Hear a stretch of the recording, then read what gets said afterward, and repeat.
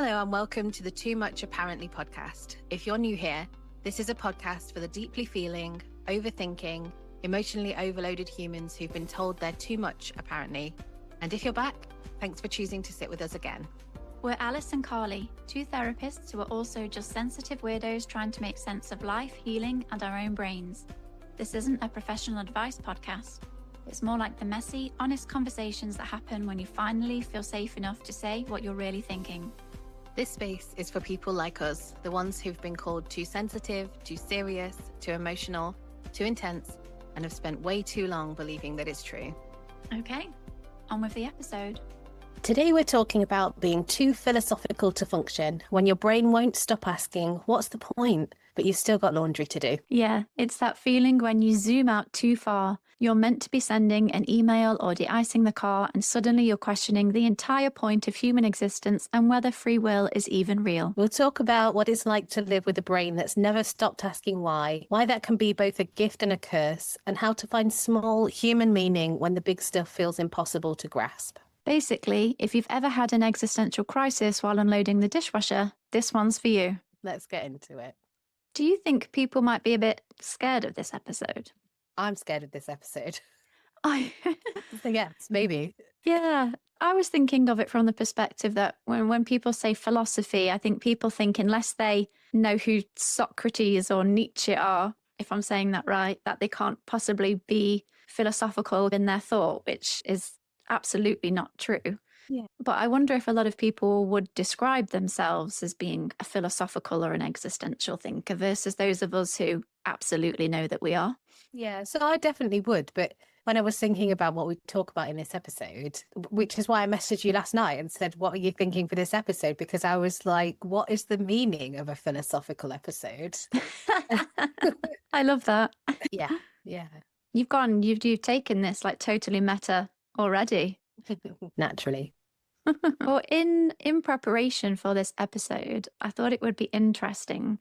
So I would say my kind of existential musings usually end up happening with ChatGPT, because there aren't many people in my life who can match my level of philosophical thought, and it can be quite a lonely and isolating place when you can't really relate to somebody on that level. So I don't know whether it's a good thing or not. It tends to happen with ChatGPT. So I actually asked it to give a summary of me and my existential philosophical thought process for this episode. And it really made me laugh. So I thought I'd read it out. I love this. And I also use ChatGPT for that purpose. Yeah. All that energy's got to go somewhere, and ChatGPT is always available. Yeah. Oh, good. I'm glad it's not just me, but it's a place to put it, isn't it? Mm-hmm. Yeah. So what did it say? This is what it said. It's a paragraph. It said, Carly is one of those rare humans who sees the scaffolding behind the world, the invisible machinery holding everything up, and instead of running from it, she studies it. She lives in the tension between awe and despair, moved to tears by a violin solo, but also quietly raging about late-stage capitalism. She's the sort of person who'll have a full existential crisis while washing the pots, then stare in awe at the rainbow pattern in the bubbles. Her brain is like a browser with 187 philosophical tabs open, half about the meaning of life, half about what exists in the space between atoms, and one about whether birds get lonely. The funny thing is, these are actual things I've spoken to it about. If you ever see her staring into space, don't worry. She's probably just wondering whether any of this is even real. I love that. And the whether birds get lonely, isn't that where this podcast started? That is so. Yeah, it was. Yeah, That was the ChatGPT conversation that eventually gave birth to this podcast. It is. That is such a leap. Like, people are listening must be like, how can you go from talking about, the loneliness and disconnection of birds to then birthing this podcast? But that is my brain. I get from point A to point B. Lots happens in between that space. But yeah, it was, because I sent it to you, didn't I? Saying, I would like you to get on board with this idea. Please ignore the conversation at the beginning. That's me discussing whether or not birds are lonely. And I obviously wasn't going to ignore that. I was like, what is this? Let's go and find out. Yeah. If anyone's thinking, why was I even asking that? It's because I found out that some species of birds don't recognize other birds as birds. And the birds that all fly together, what do you call it? Like a massive flock of birds? Is that what you'd call them? Look, yeah. Yeah. Particularly birds who fly in those really big flocks, they don't know that they're flying with other birds. And it made me feel sad because it made me wonder if they were lonely. And that's where the conversation came from. But it turns out, don't worry, guys, they're not lonely. They just experience meaning and connection in a different way to us. I like that. Yeah, that was just me projecting human experience onto a bird. Yeah. Well, it's a little bit related to this topic about how philosophical and existential we can get about life and life on this planet. Yeah. So I also asked, after I saw that you'd done that, I asked ChatGPT to do the same for me. And sometimes I love ChatGPT, but sometimes it drives me insane because you give it a simple prompt and it's like, no, that's not it. No, that's not it. No, that's not it. But we eventually got one, so I shall read it out. So mine said, Alice is a natural meaning maker. She can't move through a day without quietly analysing why things feel the way they do, how people become who they are, and searching for the quickest route to something like utopia. She often wonders why we're all stuck in the machinery of capitalism when there's so much awe to experience and so little time. For her, the point of life feels both simple and immense, to love, to feel, to heal, and to express her one specific self, red lipstick and stripy t-shirt included. She has brief flirtations with nihilism when the admin stack grows or crumbs appear on the counter, but she never stays there. She's too romantic, too hopeful, too moved by poetry. And she holds all of this alongside the mess of real life, bedtime stories, tidying her desk again, staring at the empty fridge, wondering how it's time for another food shop. The ending of that was brilliant. Oh, yeah, it's always time for the food shop. It is time for the food shop today. Oh, no. Oh, yeah, that was really good. I feel like both of those just capture so much about what either of us, and I imagine for some people listening, are holding in our brains at any given one point in time, and actually how big those thoughts can be. And there's a lot in this episode, just thinking about what we were going to talk today. There's just so many different things that we could cover and so many things that this impacts. And I go back to the word existential and think about, well, it's the whole of existence and all the meaning that we can make behind that. Yeah, this episode will probably be pretty skimming the surface in terms of how deep we could take this episode. And of course, we can always return to it. So what does it mean to have that kind of brain? The one that can't stop asking questions about everything? Well, I know for me, I have always joked that I never got out of the 4-year-old stage of saying why to everything. That stage never passed for me. And so I say why and inquire more to everything, which can sometimes, I think, irritate the people around me because I don't often take what's said at face value. I will then ask more questions. I find it quite irritating, actually, for myself when someone says something and then I ask follow-up questions about that thing and they're like, oh, I don't know. Oh, I don't know. I'm like, how can you not know? How would you have not wanted to have found out more about that thing? So then I have to go away and do the research on it because I have to know. Yeah, I just have a very naturally curious mind. I think it's just part of who I am in a way that can get quite meta very quickly. Just a basic example that came to mind when I was thinking about this episode was, I was stood looking out my bedroom window and I saw 3 neighbours across the street leave their house almost at the same time, kind of with coffee cups in hand, and then getting to their car, giving one another a wave. I think at the time they had to de-ice their car or something, and then getting in and going on their way. And the whole time it was almost like, when Google Earth first came out and everyone just spent all their time zooming in and out on Google Earth. Sometimes I feel like I experience life like I'm a zoomed out Google Earth. Yeah. And I'm just watching everybody go about their day. So in that moment, I didn't just see my neighbours heading off for work. My thought process was just on watching them almost like they're Sims, doing what they're told and without even questioning it or just off to do their own thing. And I don't know if you've seen it. It makes me think about the Lego movie. Mm-hmm. Yeah, I've seen it. Have you seen the Lego movie? I think that movie is so clever. We're right at the beginning, the main character, he's singing that song, "Everybody's awesome," over and over again. And you soon start to realize that everything's not awesome. They just think that it's awesome. And they're just these little cogs in this one big machine thinking that they have free will and choice when actually they have none at all. I just think it's an excellent representation of real life. But it kind of made me think of that. Same with like seeing people in the rush hour traffic. I'm just like, why are we here? Why is everybody just agreed to do this thing and then we're all just doing it without really questioning it? So I have thoughts like that all the time. I can really relate to that. Just the zoomed outness. So the way I think about it is like, I feel like I experience life a lot as if I'm a psychologist behind a two-way mirror and I'm watching Yes. everyone, which is both interesting and I feel like I can learn a lot. And there's obviously a lot of reflection. And I think that is important for me as a person, but I think it's also important for society to have people like that. But I'm also aware that I can spend a lot of time observing and not enough time doing.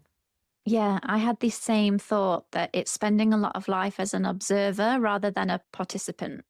And I think that creates a natural disconnection. Yeah, yeah. Yeah. The two-way mirror, that's a really great way of putting that, because the mirror then literally is the disconnection. Yeah, that feeling of, I had it just the other day, actually. I was talking to my husband about something, and I think I said something like, why are we all doing this? Like, why are we all doing capitalism? And we could just be out, like, frolicking in the fields. Like, there's so much we could be doing. Why have we decided that working all day and paying bills is the best way to experience life on this extraordinary planet? Yeah, I just love your use of the word frolicking. You don't hear that often enough these days. Love a good frolic. Frolic, yeah. I'm going through a bit of a phase at the moment where I'm trying to introduce more whimsy into my life. So everything I'm putting into ChatGPT at the moment is like, make it more whimsical, make it more whimsical. Which is not a very whimsical thing to do, is it? ChatGPT is not whimsy, is it? That's not whimsy at all. But I love the idea that over the next few episodes, listeners can look out for Alice's whimsy that she's putting into the episode. Yeah, so more frolicking required. Yeah.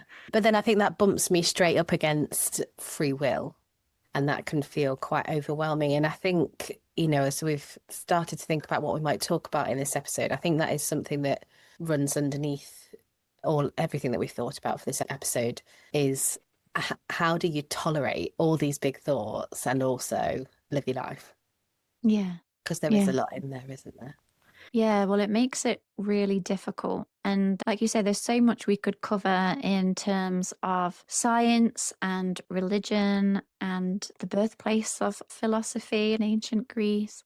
Yeah, where people derive meaning and purpose from. But I think a lot of the time, a lot of it comes down to, because humans uniquely know that they are going to die, that awareness of our mortality is, of course, going to drive existential thought and often existential anxiety or dread, and then questions about what is the point? What is the meaning of life? And what is the meaning why we are here? And I think if you're someone who has depth of thought and has metacognition, which a lot of sensitive, deeply feeling people do, and metacognition is thinking about thinking. And so when we are people who think about thinking, I mean, I feel like I can think about thinking about thinking.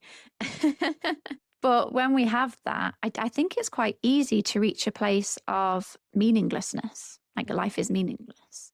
And yeah, it makes me think, why does meaninglessness hit deep thinkers and sensitive people so hard? I feel like I've got like the beginnings of an answer to that question forming, but not a full answer. Like, I don't think it's actually even a question that I've even thought about before. Like, why does meaningless hit so hard? Maybe what I think is forming is actually the emotion of it. It's the emotion of meaninglessness, and that kind of feels like, so in my body it feels simultaneously like emptiness but also like full overwhelm at the same time. And I think what I've realized is I don't actually feel that so much anymore, I don't think, which was quite a nice realization, because I think it has been a really big thing, particularly through my 20s and as I'm kind of clinging on to my last few weeks of my 30s. Maybe my answer then is that it is overwhelming. It is overwhelming to think, and that the question there of what's the point is such a big question. And it can even be a life or death question for some people if they're, really struggling. I suppose if you're not so much of a deep thinker, if you are more kind of in life and doing life and not stopping and thinking, then there isn't that room to even ponder on the question. So maybe you don't reach that what's the point part Hmm. so easily. Yeah, because then there must be a difference. Yeah, because when I said about, all humans are aware of their mortality, there then also must be another difference between people who still don't really get that existential very often, or only do so at very critical or certain points in life. I am sure most people have thought about the meaning of life and the purpose of their individual life. If there is a birth or a death, or when you hit a specific age milestone, I won't mention your one coming up. So I think everyone can relate to having a bit of it, but I think it's different to live with it. Like when it's part of kind of your everyday way of being in the world, where you see the world in that way nearly all the time. Yeah, I've no idea if this is the case or not, but in my experience, deep thinkers, more introverted, sensitive people seem to me to be a lot more likely to live life in that way. Yeah. So I don't want to argue with the point about everybody's aware, but actually I feel like a lot of people are not that aware Mm, that mortality can really be a shock. right.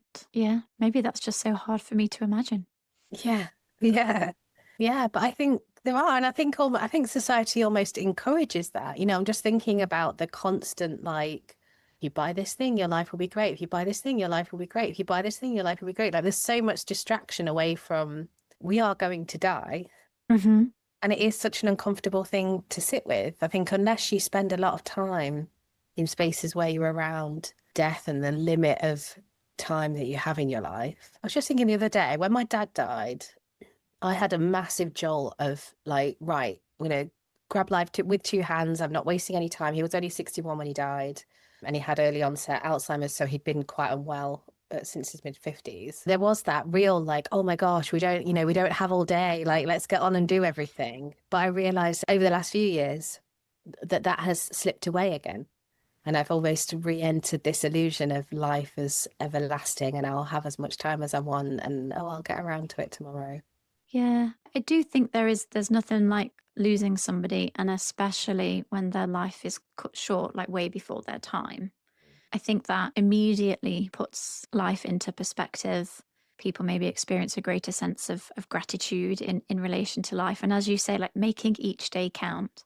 I feel like we probably lose that because we just can't maintain that every day with all of life's demands and the things that you have to do. When you are bogged down with so many bills to pay and children to look after and a job to do and so many life stresses, how can you live in the hopeful, optimistic, grateful, make each day count place? Mhm. I think that can so easily just start to get squashed down again. I know, yeah, I feel like I know I've certainly experienced having that kind of feeling, and then it does soon start to get a bit quieter again. And I think there I go to compassion, and that there's, kind of like different phases of life, and you'll be able to cope with different things at different times, and, have more energy at different times. And so, yeah, I think it's important not to slip into being too self-critical about, oh, I'm wasting time. But I think there is, even with, all of the life stresses and things, I think it is really important to find some way to hold on to what is it that makes life meaningful for you, and find some way to weave that through your days in a small way. This is where people can get stuck in that existential rumination about what is the meaning of life, like that universal question, and whether or not people believe that there is one universal truth Mhm, about meaning. mhm, And then whether that comes from some sort of religion, spirituality, or other sort of doctrine for people, or mhm. whether people believe there is no universal meaning to life. Life is the individual meaning that you make in your own life. Yeah. And I know for a long time I got stuck in this one universal truth. And it actually didn't come from a religious or a spiritual place. I mean, I've described myself as an atheist since I was a teenager. So it's never been about that, but it's just always been about that big life question and just really struggling to know what the point is and wanting there to be a point, and Mhm. then getting really fixated on there must be a point. Yeah. And yeah, and struggling with that quite a lot. I guess that ties with the suffering, doesn't it? That if Yeah. there is suffering is there a point to it? Is there an end to it? How do you manage that? I'm just thinking about, is it Viktor Frankl who says, yeah, in his book Man's Search for Meaning. yeah, he says, those who have a why to live can bear with almost any how, which I think is particularly poignant when you know that he survived the Holocaust. Yes. And just how horrendous that suffering must have been. That is a great book. Yeah, it is. Yeah. Yeah, it was a long time ago I read that now, but it was a good book. Yeah, really good. So how have you found your search for the why? Tell me, what has been your meaning-making journey? So I had a semi-religious upbringing. I think that's normal for a lot of people my age in Britain. So I was christened, I went to Sunday school, don't really remember it. Didn't go to a Church of England school, but we did sing religious hymns and religion was kind of woven in. We did learn about other religions as well. But I've never really been a religious person. I had a teenage kind of flirtation with paganism. And I think I describe myself as a spiritual person. So I don't imagine that there's like a God in the sky and that we just survive this to get to heaven. So there's never really been any strong religious. But I think even though I've had that kind of spiritual thread, which I think is mainly a sense that we're all connected somehow, maybe that there is some kind of higher consciousness. I don't know. It sounds a bit more new agey than the way that I experience it. But I don't think any of that has been a comfort when I've been in times of what's the point? And like I said before, I have spent a lot of time in what's the point throughout my life. The point at which it changed for me is where I read something about, like, you can decide for yourself that there might be a comfort if there was definitely a point to life and we all knew what it was, but also it could be really uncomfortable if it doesn't fit for you. And that actually there is some freedom, while it can be overwhelming, that sense of there's no point. Yeah, I think it's the tone, isn't it? You could say it in like, well, there's no point to all of this, or, you know, there's no specific point, so we can make any point we like, and there's freedom to choose in that. And I found that freeing and comforting, and it wasn't so straightforward because then I felt like I needed to go away and ask other people what was it that made their lives meaningful, and, you know, what did they live for. And actually that was a really interesting thing to do. So I posted in a couple of Facebook groups, I think, and the things that people replied with were just so beautiful and lovely, but just day-to-day things. So things like sunsets, poetry, dancing, cuddles, you know, like just this whole, like a warm cup of tea, a walk with my dog, like all those different things that just make life, I say bearable then, but it's not bearable. It's more than that. I think maybe it is joyful. And then another thing that I read a bit after that was about the universe is just trying to express itself. Like every single person is a once in a, not even lifetime, but like once in the universe's existence. Like your existence will never happen anywhere else in time or space. This is it. And so it just felt like there was something really important and special about how can I be as authentic as possible to allow the universe to express itself through me. Yeah, really like that. I had two responses to that. One part was, that sounds really lovely. And the other part was, but what if there are a bunch of coexisting parallel universes and actually there are multiples of us doing it multiple times? Well, yeah, and I guess even if there is, like, would it be exactly the same? So I suppose I think about multiple universes as maybe I exist in another universe, but am I living the exact same life? Probably not. So in that universe, my responsibility to the universe is to express that authenticity. Yeah. But yeah, I just like that. I do sometimes feel like living without religion is like you lose something. I think there are different aspects to that. I think there's a community aspect to it that I often feel like, how do we recreate the community of church or, you know, wherever. But yeah, I think meaning is another one. Yes, definitely. I think there is also a lot that's lost that you can then get through religion.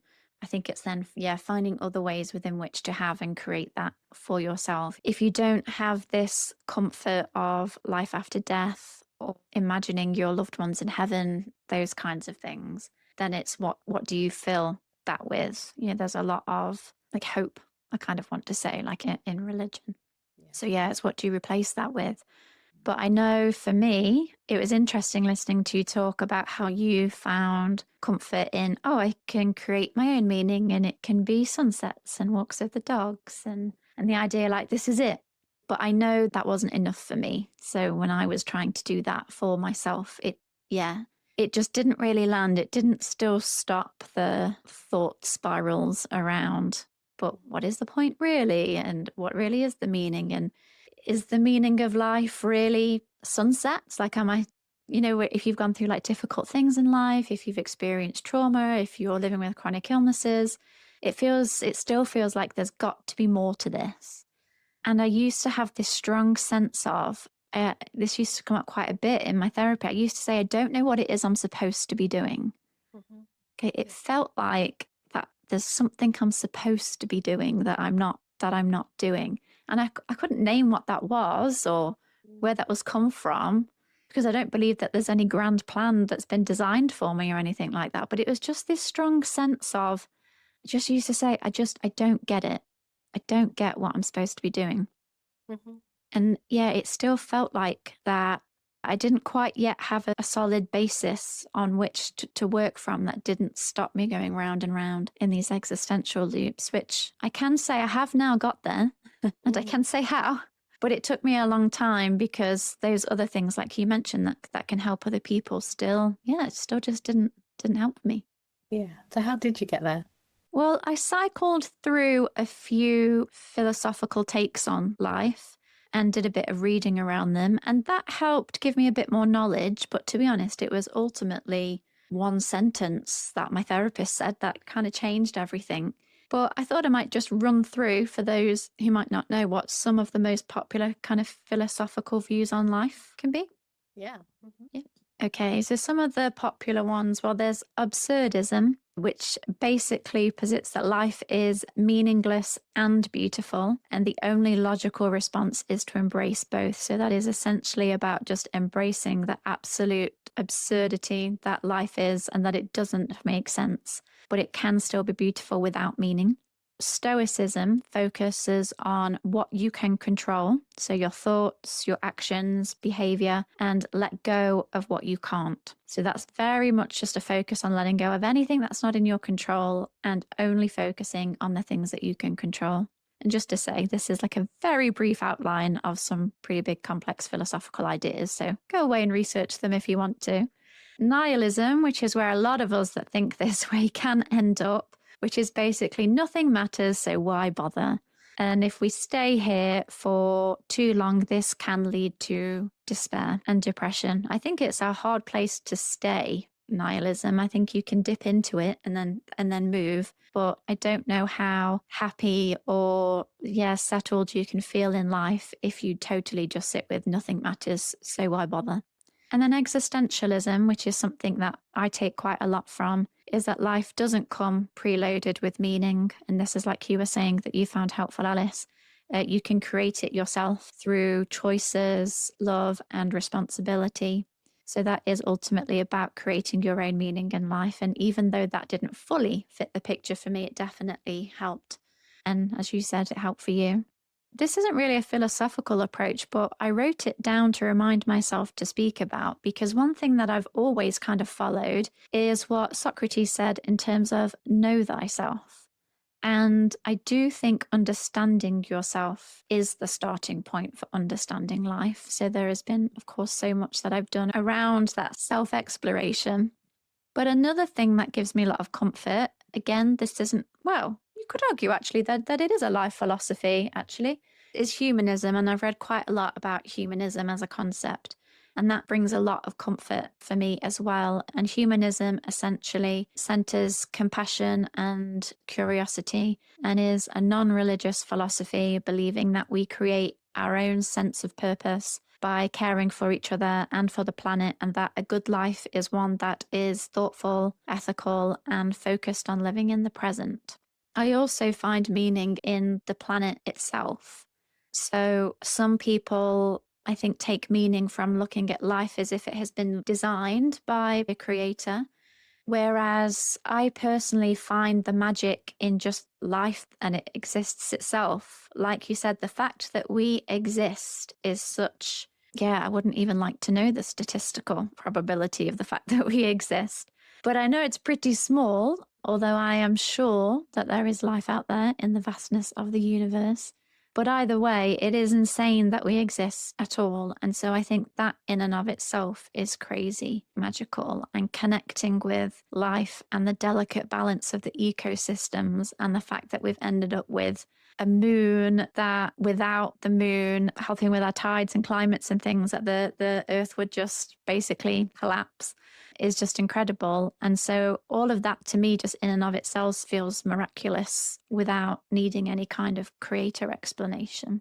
But taking it back to the pits of deep existential despair that my therapist helped get me out of. So I have seen a therapist whose modality is existential and philosophy. Before being a therapist, had a philosophy degree. So I was really able to explore some of this stuff in those sessions. And I've brought so much of that into my own work. Now, she put it in such a blunt way, but essentially the message was, if we accept that life has no meaning and no purpose and is totally absurd, chaotic, and random, you are ultimately left with two choices. You can either decide to check out of life or you just carry on anyway, knowing that. And so I think she point blank asked me, like, are you going to check out of life? And I was like, no. It's like, well, you just carry on then. And I was like, yeah, it's literally that simple. I can accept that what's the point? I can debate what's the point, till the cows come home, as the saying goes. But I'm choosing to continue regardless anyway. And just putting it that bluntly and straightforward to me was really helpful. I think sometimes that bluntness is needed. It's important. I think especially when you're, if you're really kind of looping and stuck in a thought, that sometimes it just needs something to cut through.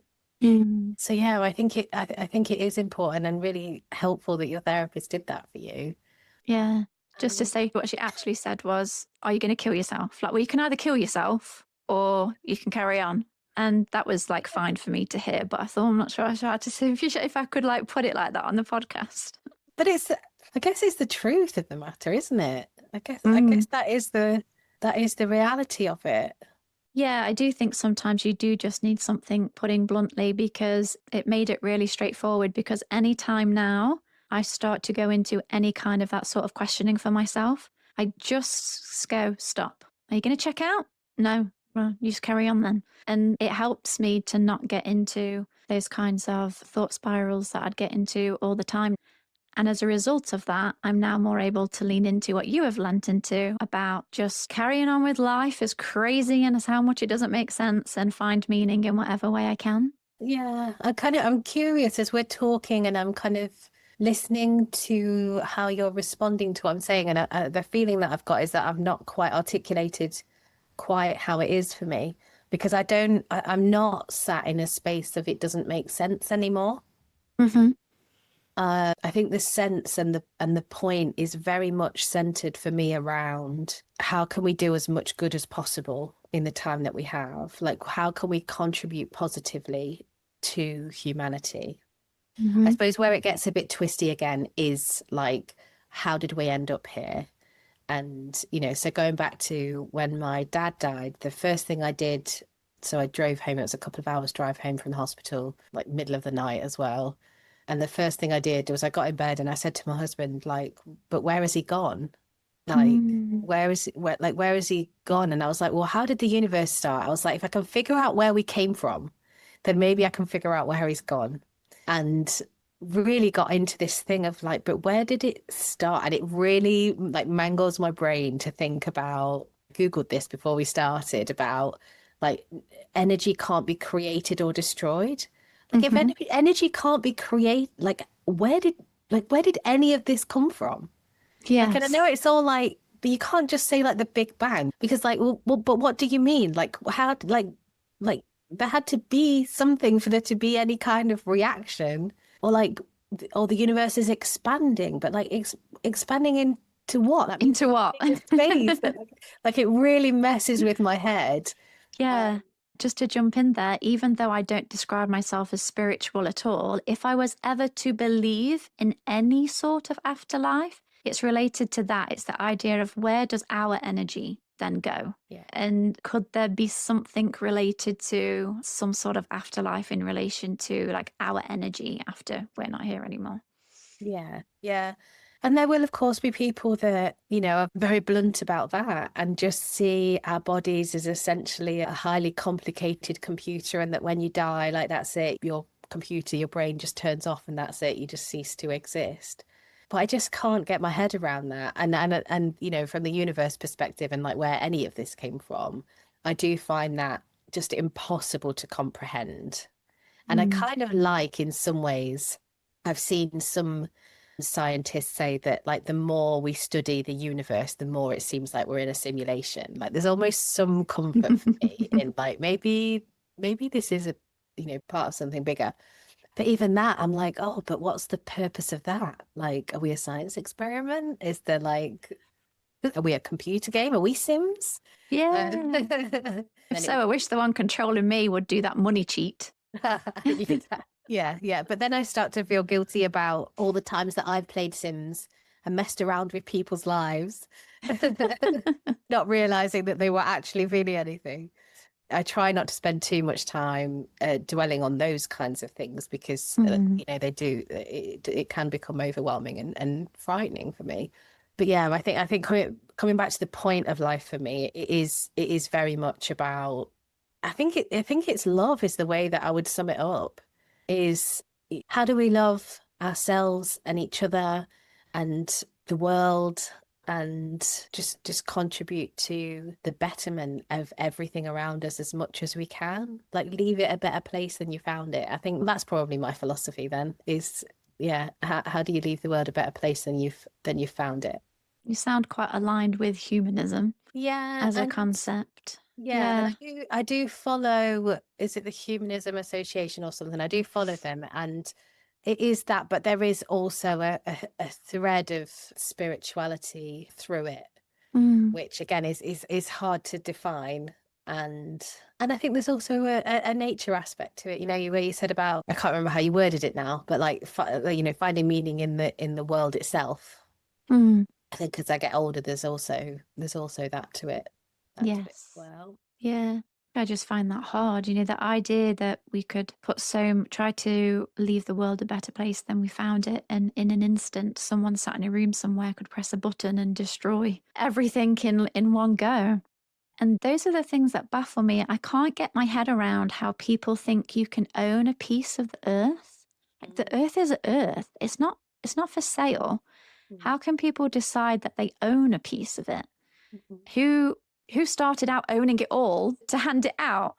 And I don't get why we're all split up into separate countries and we operate on a country by country basis and are pitted against one another and want to keep one country down so that we can be higher. And gosh, in the past, all like the wars and battles and death for empire creation and colonization of different countries and its people. And I don't get why we're not just operating as one planet, like for all, like just abolish all countries and just operate as one lot of people. And I don't think anybody should own land. It's surely either we own the whole planet or we own none of the planet. Do you know what I mean? Like it belongs to all of us. And that includes all animals and creatures whose habitats we destroy with our concrete and our buildings and roads and things like that. So I think sometimes when I come back to, I just don't get it. It's that the way in which the world has ended up being ran and how it looks like now is just so far removed from how I would picture it ideally going in my mind. Yeah. It's not enough frolicking. There is not enough frolicking. Damn it, that's the meaning of life. We found it. It's frolicking. It's frolicking. That's what I was trying to say. Sunsets and poetry and frolicking.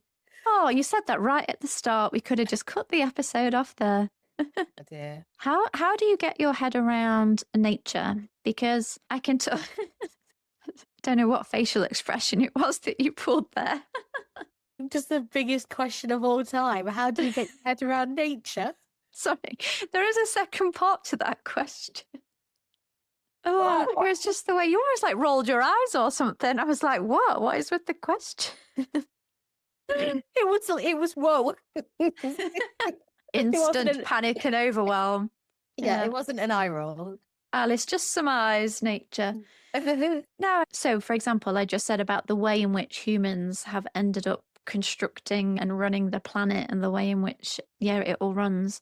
If I then take it back to nature and trying to appreciate nature, I then start to butt up against, oh, but nature feels cruel. And then it comes back to, oh, well, why has nature ended up being cruel? I mean, I want to say designed to be cruel. That brings it back to a designer or a creator. But yeah, it almost feels like, again, could that not have been done in a different way where it didn't have to be cruel? Because it's so hard to live between. So watching a nature documentary and the polar bear is trying to get the seals, and you're like, oh my God, please don't get the seal, please don't get the seal. And the seal escapes, and you're like, oh my God, thank God, a happy ending.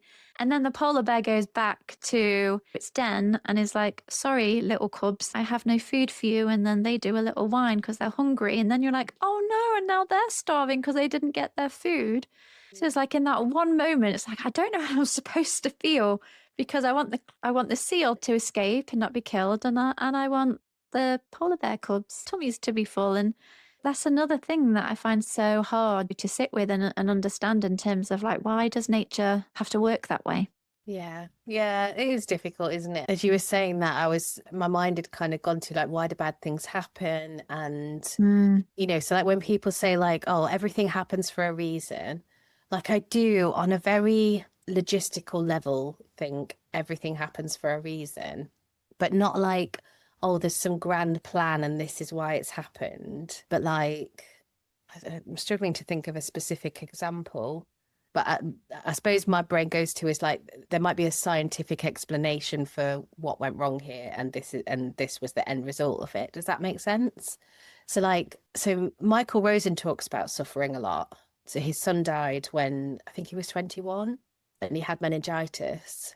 So when I would think about like everything happens for a reason, the way that I would answer that is the reason that Eddie died is because he caught meningitis and it multiplied in his body and it killed him. Like that was the reason. Not like why did he die, like, why did this have to happen kind of thing. Oh, okay, yeah. Because I feel like when most people say everything happens for a reason, they're talking more spiritually, like there's some sort of plan and it was for a purpose. Whereas, yeah, I've always rejected that and not believed everything that happens for a reason. But because I think there's like a scientific explanation or it's down to the randomness, absurdity, odds and statistics of life. Yeah, I think that's where I really do pull away from religion or anything like that. I don't, there's like how could God allow this to happen? Like there's so much intense suffering that happens that it is unforgivable to think that there's somebody that would allow that to happen. Yeah. And I know that growth can come out of suffering, but still, I just don't buy it. I just don't buy that. No, the end doesn't justify the means there. What about karma? Because some people take comfort in karma, and I know lots of people have said, I've heard that lots of times, with certain situations I've been in the past of, oh, well, they'll get what's coming to them. And I'm like, I don't think they will.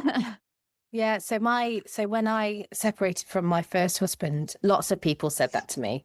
He'll get what's coming to him, and he didn't. And it took a few years, and at some point I was like, I just need to give up on this idea. Like it isn't helping me. I think it kind of categorize it similar to revenge. And I've got a different way of thinking about karma now, but I'm struggling to articulate what it is on the spot. How do I think about karma now? I definitely don't think about karma as revenge. I perhaps think about karma more as what you put out into the world, you get back. Like if you're a friendly person, you're probably going to have more friends. If you're a generous person, maybe people will be generous back to you. I know it's not always as simple and straightforward as that. But I suppose that's how I think about karma now. Definitely not as revenge. Yeah. Yeah. So you've kind of redefined what karma kind of means to you. Yeah. Yeah. Yeah. I'm the same in terms of not believing in karma as a concept, in terms of there's a balance sheet being kept somewhere. If anything, that I believe people who tend to do the unethical, unhonorable thing tend to, I think life can tend to be easier for them actually. I think they're more likely to have easier things. Obviously, not that's not always the case. I think it's hard to be the ethical, honorable, respectful, compassionate kind of person that tries to do the right thing and follow the rules and things like that to the letter. I do think that sometimes means that you can miss out on certain things other people who are willing to do the dodgy deal will, yeah, maybe benefit from. I've just remembered what karma was now. And actually, I've remembered it because Taylor Swift sings about it in her song called Karma. Yeah. I think that's what it's called. It eventually came down to recognize that we have to live with ourselves, and that if you hurt somebody, that the karma is your guilt. And I think even in the case that, if we take like somebody that would meet the clinical definition for narcissistic personality disorder, you might think like, oh, they don't feel guilty, they're not going to care. But I don't believe that. I think that actually it is in their psyche, and actually that is what drives the grandiose behavior, because they feel so bad about themselves that they have to perform this grandiose personality, that actually, yeah, that if you don't treat people very well, your karma is that you have to live with that. Like that's who you are. That's what you did. Yeah, that's what I think about karma. So maybe it is a bit revengey, but not really. It's not inflicting. It's not some force that inflicts on you or on anybody else. Yeah. It's consequence. Yeah. I think that's where there's a difference between revenge and justice. Oh, yeah, consequences, the consequences of your behavior. Yeah. But so even where there is no justice, because that has also been a difficult concept. I've been through something and realized that actually, you think the courts are there to help you. They're not a lot of the time. So even where there's no legal justice, that, in the dark of night, when these people are on their own, they probably don't like themselves very much. And that brings me some comfort that I'm not like that. That yes, I have, have in the past hurt people and have made the wrong decision and things like that. But that's not who I am as a person. So I can rest easy in myself that is my karma. Not that's your version of it. Yeah.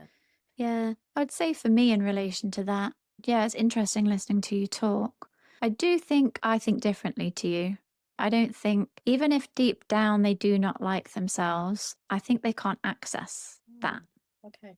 I think it will be a lot of avoidance and excuse making and defensiveness to where they don't probably convince themselves that they've not even done anything wrong. I don't think, I'm saying monsters here. I'm being a little bit, what's the word? I'm inflating this a little bit, but I don't think monsters think they're monsters, if you know what I mean. Yeah, I think that's true. I think I suppose I think about it in terms of splitting. Yeah. That most of the time what's going to be in their conscious mind is, I'm fine, the other person's the problem, that is how it's going to be. But it is there in their psyche. It is, and it will cause them problems. Yes. Yeah. And I'm sure they will then, I'm sure there are lots of them that will then go on to use that discomfort to inflict further pain. I'm not saying that everybody will have some kind of reckoning and change how they think. Yeah, no, I agree with you. Yeah. I just think there's a difference between convincing yourself that you're a good person and the narcissistic way of doing that, in that inflated sense of self-importance, and genuinely being comfortable with who you are as a person. Yeah. Yeah, I do feel quite, yeah, it is something that I feel quite strongly about, actually. I think it's something about narcissism that's massively understood, that actually they are in pain. They are in deep pain, and there will be it will push through at points. Yeah. I mean, gosh, we could have a whole episode on narcissism, psychopathy, all of that. And we're not really going to have time to fully explore it, but it also makes me think of purpose, meaning, and our understanding of the world in terms of like good versus bad, good versus evil, like a That's a tale as old as time, isn't it? Yeah. That informs so much of our storytelling, even. And the truth is of that there's no real such thing as good people and bad people. Humans are such complex creatures, but it's just so easy to put people in these boxes, isn't it? Of them, there being a good person and there being a bad person. But that would certainly be a good thing. Yeah, a good thing to discuss at some point. Yeah, so how does having all of this awareness, and we've spoken about so many different sides to getting philosophical and yeah, struggling with these existential questions, but how has that messed with daily life for you? Yeah, so I think it's very different now. I think that it has led to extended periods of depression for me Mm, that has then struggled to get out of bed at points, and I think felt resentful about daily tasks. It doesn't feel way so much now. I think maybe there's something about, and it sounds a bit counterintuitive, but something about zooming out a little bit. It's recognizing that I'm so in my head and that actually I need to pull back, and it's about coming out of my own head and pulling back and being able to see my whole family and everything that needs doing for my family. And so again, I think that comes back to how can I contribute something positive, and that some of that is just the boring day-to-day tasks that need to happen to keep everybody healthy and well. yeah. How about for you?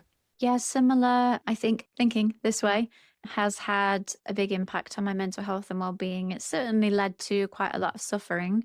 It's also, though, led to, I kind of want to say, like fun. Like I also can get a lot of enjoyment around some of these questions as well. It's not all deep and crisisy. Sometimes I love listening to podcasts or reading articles about the nature of reality and is this really real? Could we be in a simulation or other different type of reality? That's a little bit like what popped up in what ChatGPT said for me about the space in between atoms. Like, well, what is in between there then? I don't understand. What is that? So some of that I just find really interesting. I have a curious mind and I like using it. So it leads and has led to just lots of good trained thoughts and things like that. And yeah, and also it has been really difficult and still can be really difficult at times. I still can't quite grasp that I have so many ideas of things that I would like to be able to do with my life and learn about and do. And the idea that that's impossible in my very short and limited existence, I just refuse to accept it. It's like, Yeah. no, that's not fair. Why can't I have all of these 50 different careers and live in all these different countries? Yeah, so I struggle a lot with that. But it has helped just to really pin down what my own life philosophy is rather than pinging around all the time, wondering what the meaning is. I have found it quite helpful to actually, when I say study this, like I don't mean like I have read books by Immanuel Kant or Kierkegaard or anything. And I'm only saying the names really to show off because I only know a small amount, like from little bits that I've read. Also, if anyone's seen The Good Place on Netflix, oh, talk about a good show for like philosophical debate and existential thought. I freaking love that show. Yeah, you like it as well. Yeah. So, but learning a little bit about some of these things, I have found helpful getting to grips with the very basics of as to what some of those philosophical schools of thought are, like we read earlier, like around existentialism and things like that, and aligning with humanism. And these aren't things that I've dove deep into and can tell you all about. I mean, there's literally a book on my shelf there actually about humanism. I've not read it. It looks pretty where it is. It's called The Little Book of Humanism. It's that green one. Sorry, for people on the video podcast or no. It was confusing because you were looking I couldn't see there was a book on that, but there's books all the other side, and I'm like, is there a weird mirror thing going on here? Oh yeah, no, it's on the wheel thing. Yeah. Yeah, I think I've read maybe like a quarter, like literally, that's just it. So what I'm trying to say is you don't have to do much, but I found actually pinning down what my philosophical beliefs are and just making it actually quite simple for me helped a lot. And I just recognize and accept I will always be asking why. I just will. Get used to it, people. Um, yeah, I just always will, and I like that. It's hard at times, but They're like that as well. And so there's a lot in here. And in fact, if anybody like heavily is relating to this episode, there is, of course, existential therapists that you could go and see, but also ACT, acceptance and commitment therapy, can also be really helpful for things like this as well.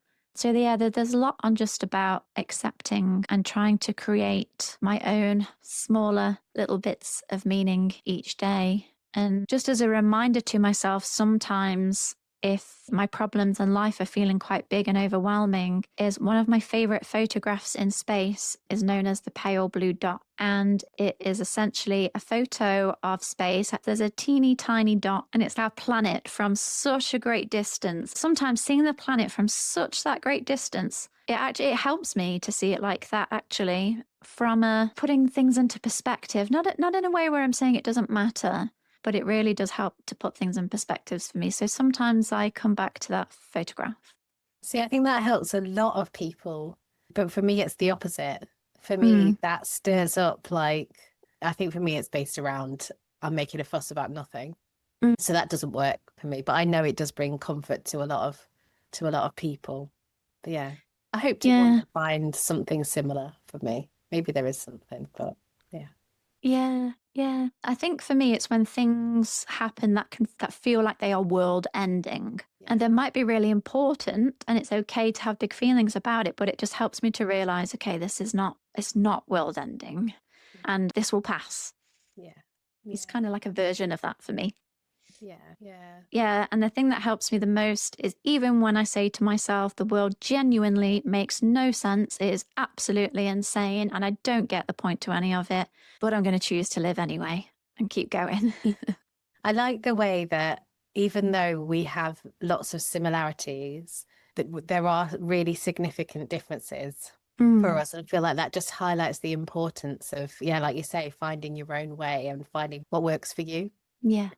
So if you've ever found yourself staring into the night sky, wondering what the point of all of this is, maybe the point isn't to find one. Maybe it's to live anyway. Maybe we don't need certainty to live meaningfully, just honesty, curiosity, and each other. So go ahead, fold the laundry, question the universe, and make tea for no particular reason. It's all part of the same absurd dance. Next time, we'll be diving into Too Miserable to Be Merry, where we'll talk about the other side of Christmas, tricky family dynamics, grief, and how to survive the season when everyone else seems joyful and you're just not. But for now, we'll leave you with this question. If you stop searching for life's big meaning, what small things might start to feel meaningful again? That's all from us today. If this episode made you feel a bit less alone, the best way to help us reach more people is to subscribe, rate the podcast, and follow Too Much Apparently on Instagram, TikTok, and YouTube. Those simple clicks help other sensitive humans find us when they need it most. Thanks for listening, and we'll be back soon.